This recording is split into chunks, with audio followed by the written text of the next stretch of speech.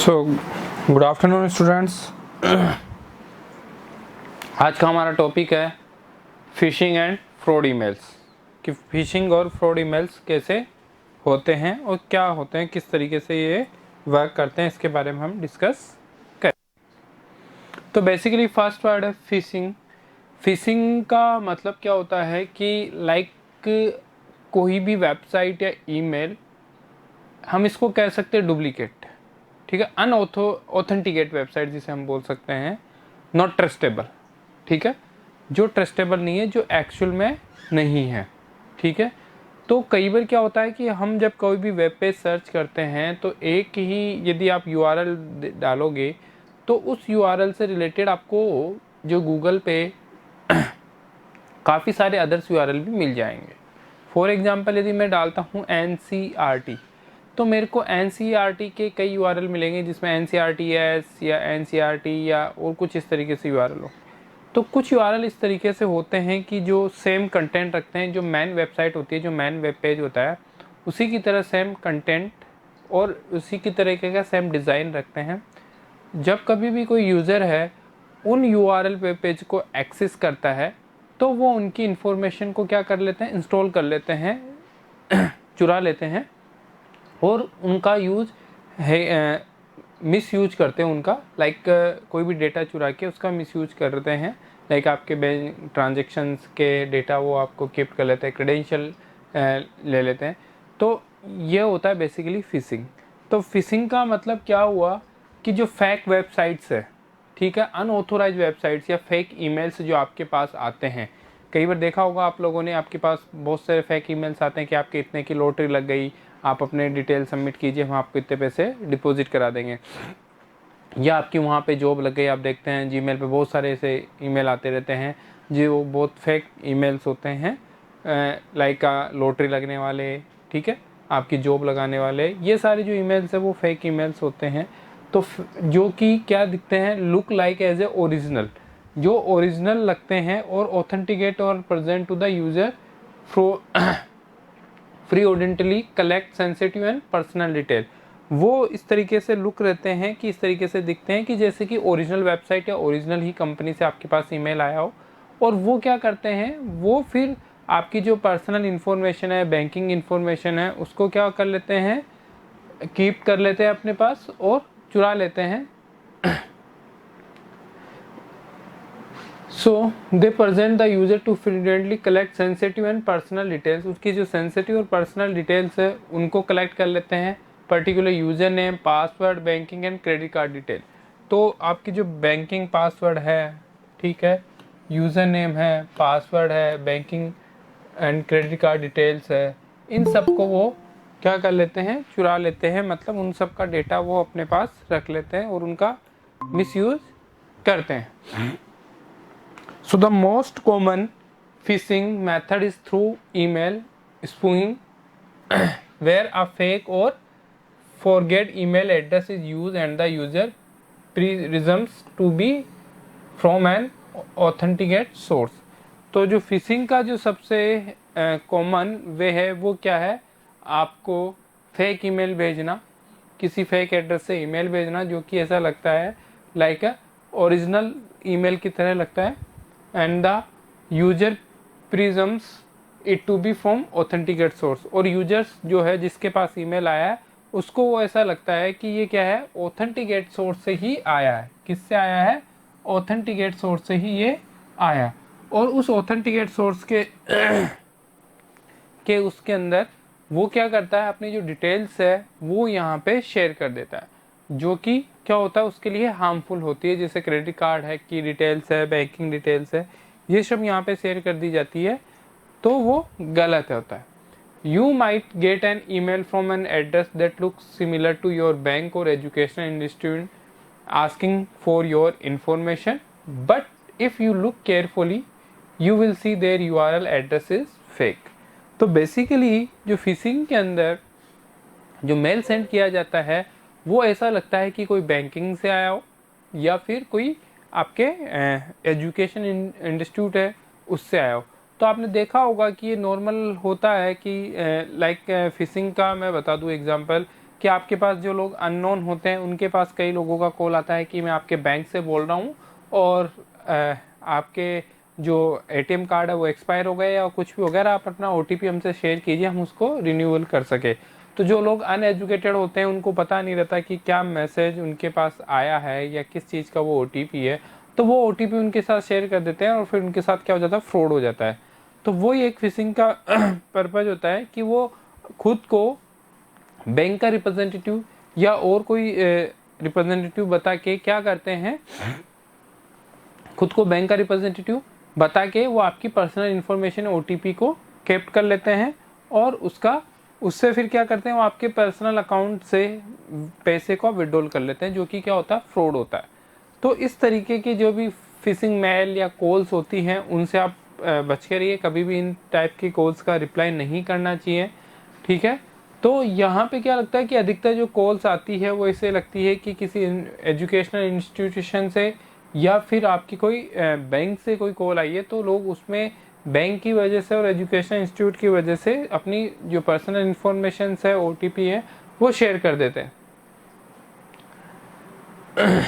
Asking for your information, but if you look carefully, you will see their URL address is fake. But आप यदि carefully उसको visible करते हो तो आपको क्या लगेगा, जो उसका URL है वो फेक होगा। तो आपको पता है कि URL का मतलब क्या होता है, URL यूनिफॉर्म रिसोर्स लोकेटर होता है, जो किसी एक वेबसाइट का एक ही होता है, मतलब किसी भी वेबसाइट के पास एक ही होता है। जिस भी ncrt.co.in है तो ये URL और किसी को भी नहीं मिलेगा। तो आप जब किसी भी वेबसाइट को एक्सेस करें तो पहले URL को अच्छी तरह चेक कर ले कि जो URL है वो HTTP और पेडलॉक से स्टार्ट होता है, तो वो सिक्योर रहता है, ठीक है। तो जो आपका URL है उसमें क्या होता है, फॉर एग्जांपल हम देखते हैं कि जैसे रेलवे का बहुत सारे एक URL है,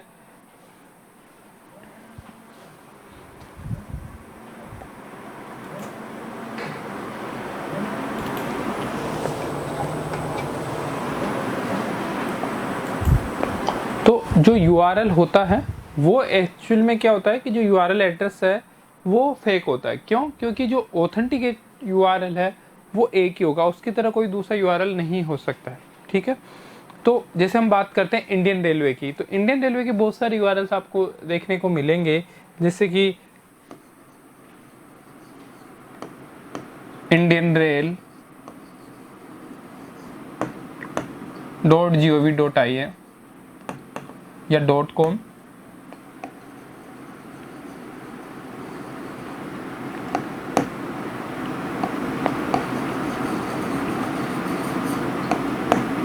indianrail.com।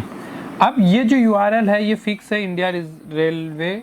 indianrail.com, ठीक है। अब जो एक्चुअल में जो फेक URL होते हैं वो क्या करते हैं, इस URL के अंदर कुछ एक वर्ड्स का वो इंटरचेंज कर देते हैं।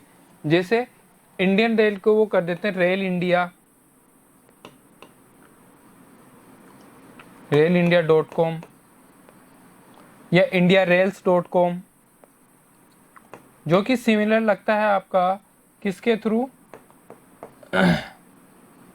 Look like as a original URL, जो कि ओरिजिनल URL की तरह लुक लाइक, पर जब आप अच्छी तरह उस URL को देखते हो तो आपको डिफरेंस उसमें नज़र आ जाएगा।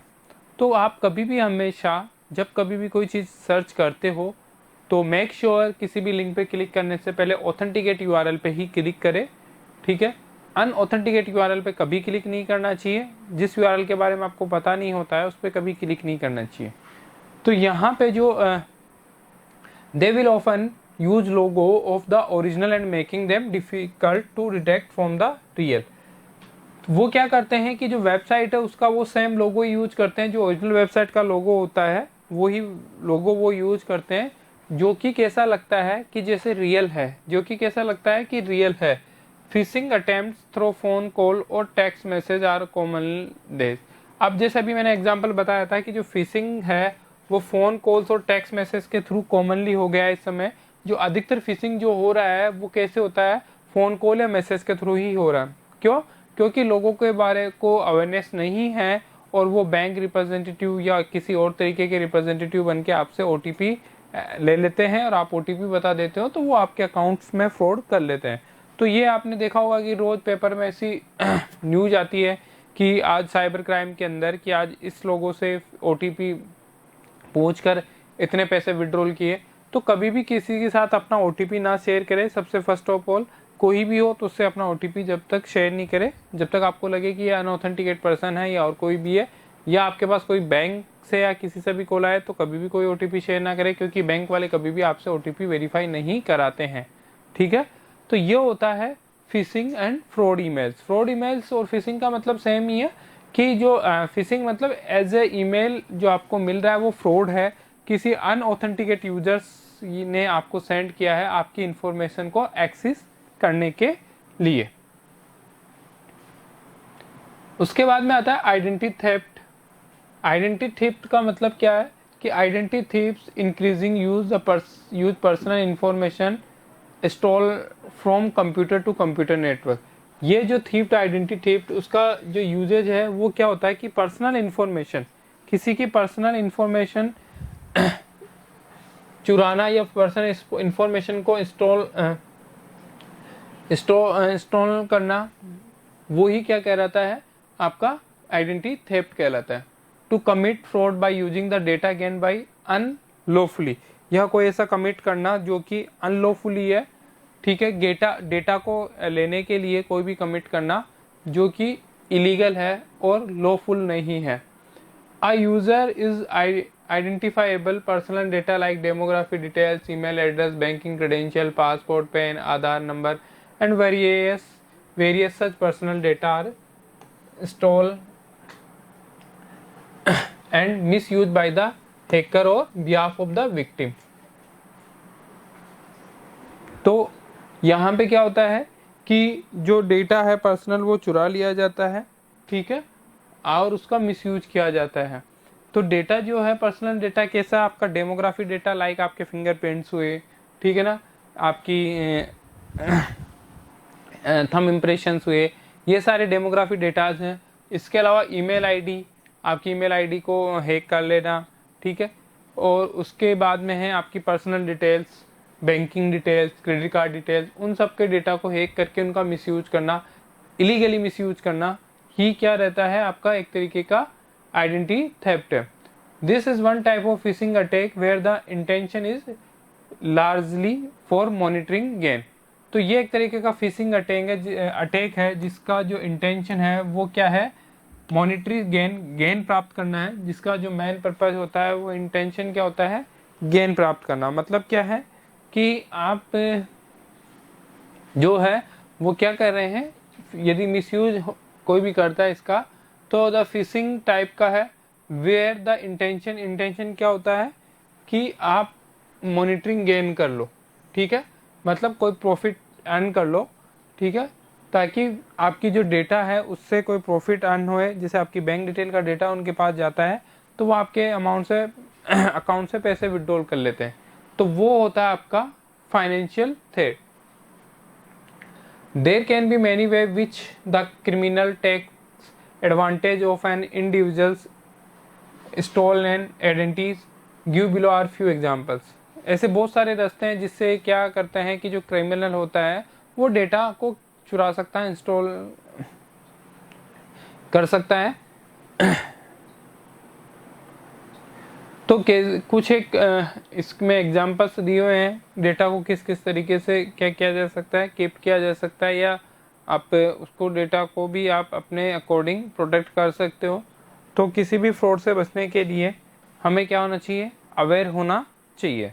तो जो डेटा है वो 3 तरीके से हो सकता है वैसे, financial identity theft, criminal identity theft and medical identity theft. तो फाइनेंशियल आइडेंटिटी थेफ्ट का मतलब क्या हुआ कि when the stolen identity is used for financial gain। तो आपकी कोई भी फाइनेंशियल इंफॉर्मेशन स्टोलन की जा रही है, लाइक आपकी क्रेडिट कार्ड की इंफॉर्मेशन, आपकी डेबिट कार्ड की इंफॉर्मेशन, ठीक है, आपकी बिल, ये किया जा रहा है तो वो किस कैटेगरी में आएगा, फाइनेंशियल आइडेंटिटी थेफ्ट कैटेगरी में आएगा। फाइनेंशियल आइडेंटिटी थेफ्ट कैटेगरी में आएगा। तो financial identity theft financial identity theft type का जो होगा उसके अंदर क्या होगा कि आपके फाइनेंशियल टाइप के जो डेटा है, आपकी क्रेडिट कार्ड की इन्फॉर्मेशन, आपकी डेबिट कार्ड की इन्फॉर्मेशन है, इस टाइप की जो डेटा है वो स्टोर किया जाता है। Criminal identity theft, criminal use victims to stolen identities to avoid detection of identity. तो criminals use a victim, criminals. अब दूसरा होता है क्रिमिनल्स आइडेंटिटी थेफ्ट।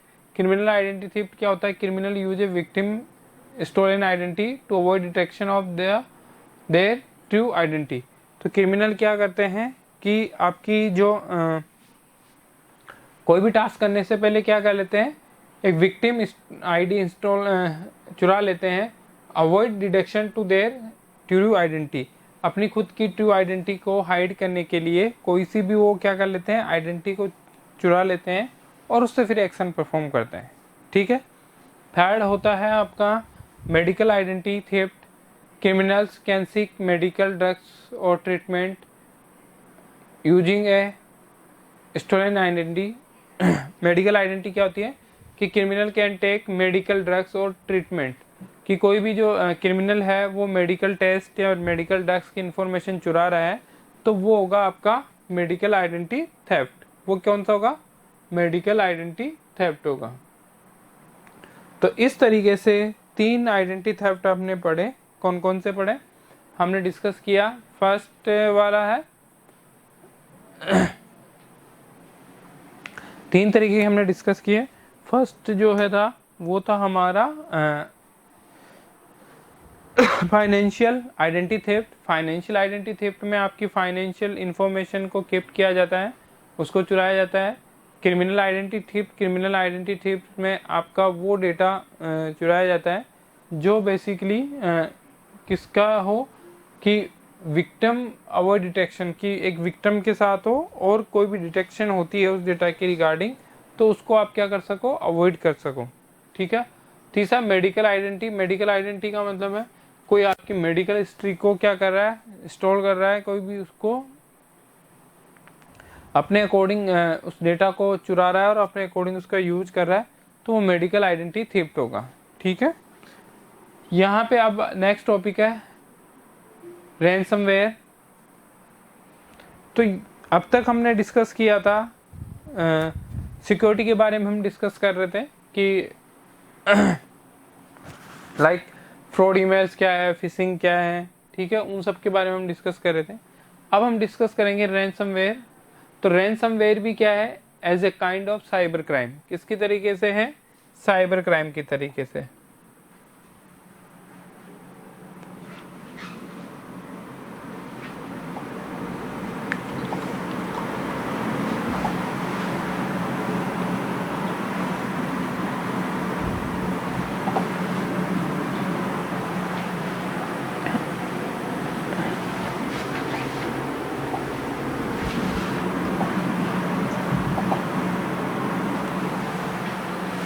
तो ransomware is another kind of cyber crime. ये भी किसका पार्ट है? साइबर क्राइम का। किसका पार्ट है?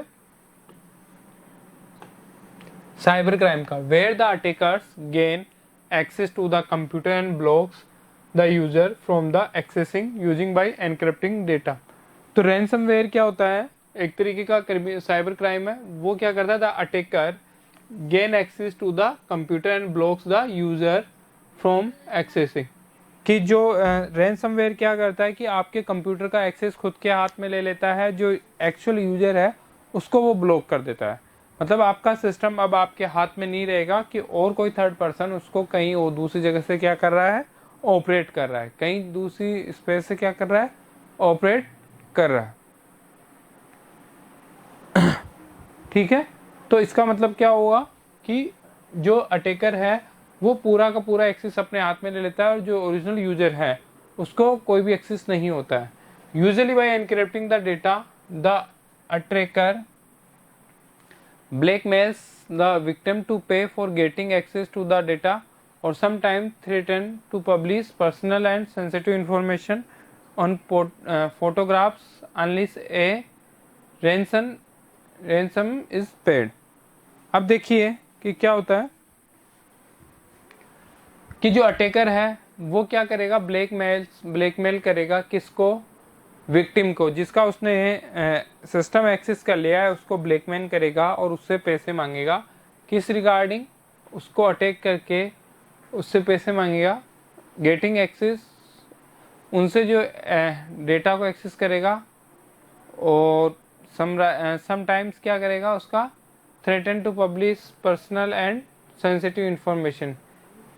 कभी कभी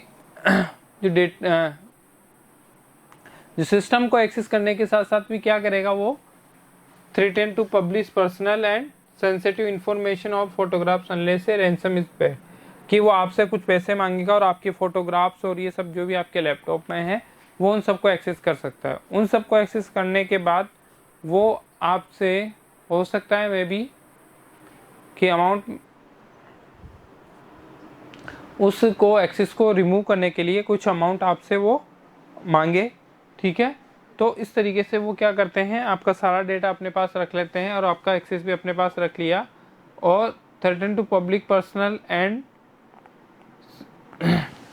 सेंसिटिव इंफॉर्मेशन और फोटोग्राफ अनलेस से रैंडमली इज पेड, कि वो जो सेंसिटिव ग्राफ हैं उसके अंदर तो सेंसिटिव इंफॉर्मेशन और ग्राफ है तो वो माल उसमें सेल आउट इजीली हो जाएगा। ransomware can get downloaded when the user visit any malicious or unsecure website or download software from doubtful repositories। तो ransomware क्या होता है कि डाउनलोडेड होता है कहाँ से, when the users visit any malicious और अनसिक्योर वेबसाइट। तो रैंसमवेयर कहाँ से डाउनलोड होता है कि जब आप कोई भी अनसिक्योर वेबसाइट बिना उसके ऑथेंटिकेशन पेड के या HTTP के आपने किसी वेबसाइट को एक्सेस किया है बिना किसी परमिशन के, तो क्या होगा,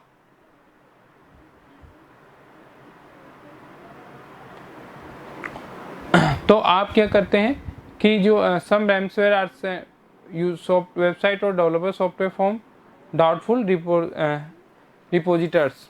तो आपको क्या, some time ransom are send to an email attachment in spam mail, it can also reach our system when we click on malicious advertisement on the internet.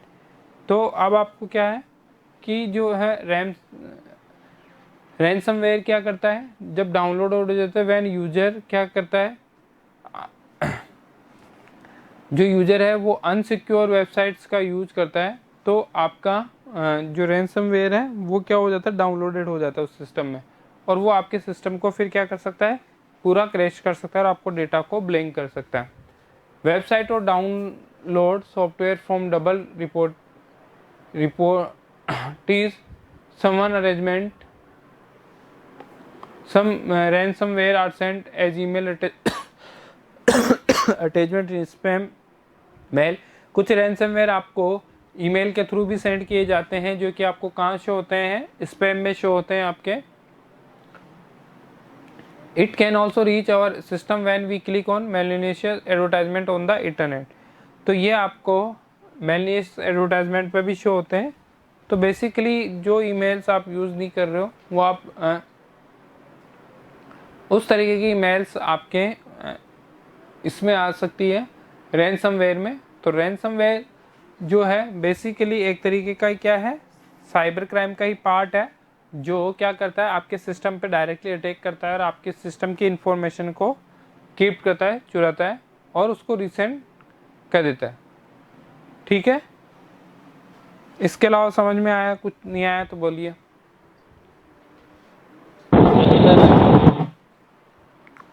तो आज के लिए इतना ही करते हैं, रैंसमवेयर हो गया हमारा। अब जो लास्ट टॉपिक है, second last, combination and privileging cyber crime. Cyber crime के बारे में चलो ये वाला टॉपिक और देख लेते हैं, छोटा सा ही है। Combating and preventing cyber crime. Cyber crime को कैसे प्रिवेंट किया जा सकता है।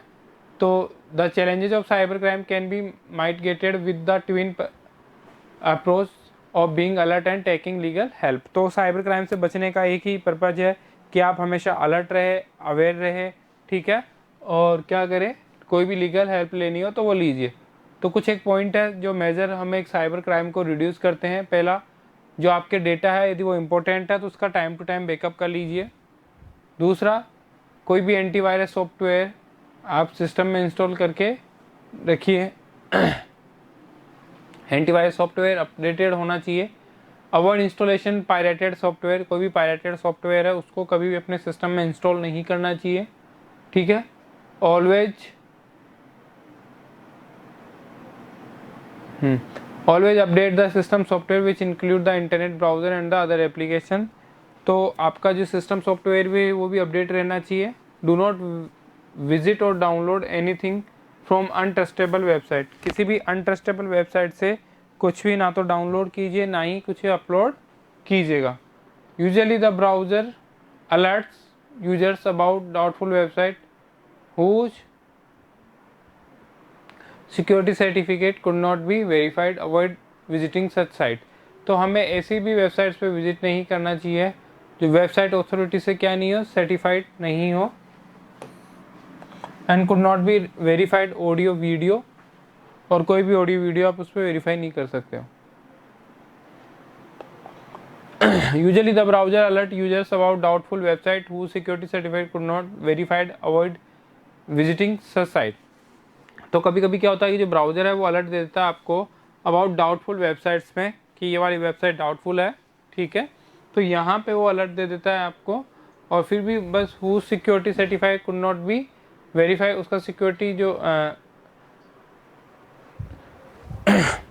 Security certificate could not be verified, could not be verify नहीं होता है।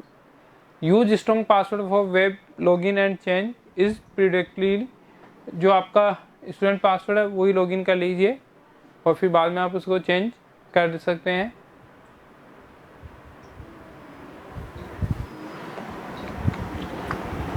Do not use same password for all the website, use different combination. तो आपको क्या करना हो कि जो ईमेल आईडी है उसका पासवर्ड भी डिफरेंट होना चाहिए। तो इस तरीके से कोई भी पासवर्ड और ईमेल आईडी सेम नहीं होनी चाहिए। Use strong password for web login and networking. Strong password, आप हमेशा स्ट्रॉन्ग पासवर्ड रखिए किसी भी लॉगिन को एक्सेस करने के लिए, चेंज करने के लिए। While using someone computer do not allow browser to save password autofill data.